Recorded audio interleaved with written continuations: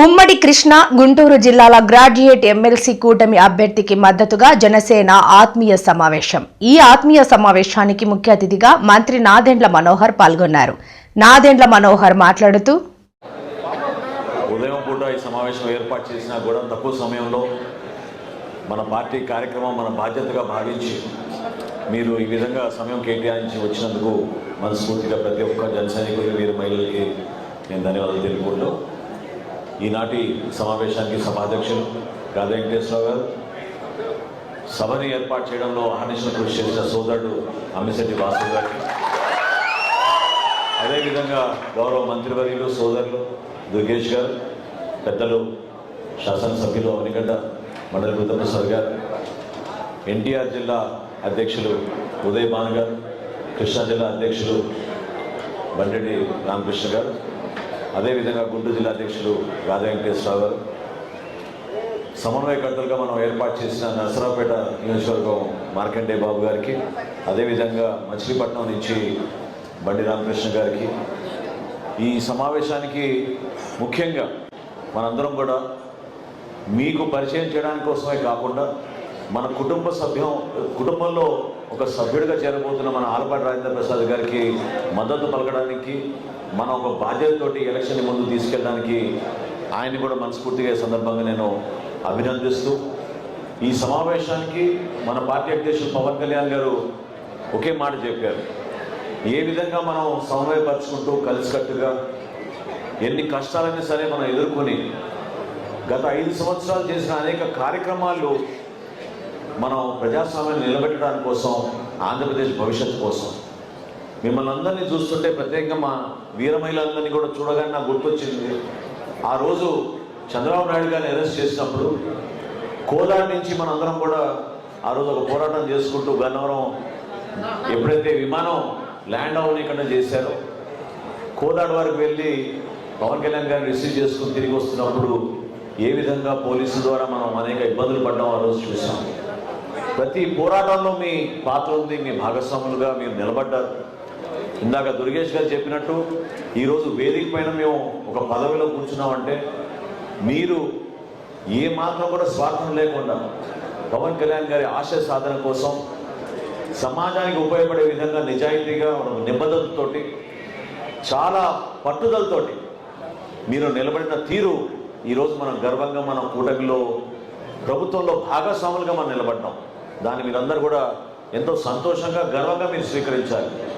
ఆ మాటను ఎందుకు అంటున్నానంటే శాసనసభలో ఈ రోజున మనం 21 స్థానాల్లో నిలబడి ఆంధ్రప్రదేశ్ శాసనసభలో 2వ స్థానంలో జనసేన పార్టీ నిలబడింది. ఇది మామూలు విషయం కాదు. అదేవిధంగా లోక్సభలో మనం ఇక్కడ మచిలీపట్నం గెలిపించుకున్నాం, అక్కడ కాకినాడ నియోజకవర్గంలో కూడా గెలిపించుకున్నాం. 2 స్థానాలు మనం లోక్సభలో జనసేన పార్టీ నిలబడి గెలిచింది. అటువంటి ఆలోచన విధానాన్ని ప్రతిరోజు మనందరం కూడా కష్టపడి నియోజకవర్గ స్థాయిలో, మండల స్థాయిలో, గ్రామ స్థాయిలో పార్టీ కార్యక్రమాల కోసం అహర్నిశలు కృషి చేసిన మన జన సైనికుల్ని, వీర మహిళల్ని ప్రత్యేకంగా ఈ సందర్భంగా నేను మనస్ఫూర్తిగా నేను నమస్కరించుకుంటున్నాను. అనేక ఇబ్బందులు గురయ్యాం, అవమానాలకు గురయ్యాం. సమస్యలు అనేది ఎప్పుడు కూడా ప్రజలు ఏ విధంగా ఇబ్బంది పడుతున్నారో ఆ సమస్య పరిష్కారం కోసం మనం ఏం చేయగలుగుతాం అనే ఆలోచన మన నాయకుడు పవన్ కళ్యాణ్ గారికి ఎప్పుడు ఉంటుంది.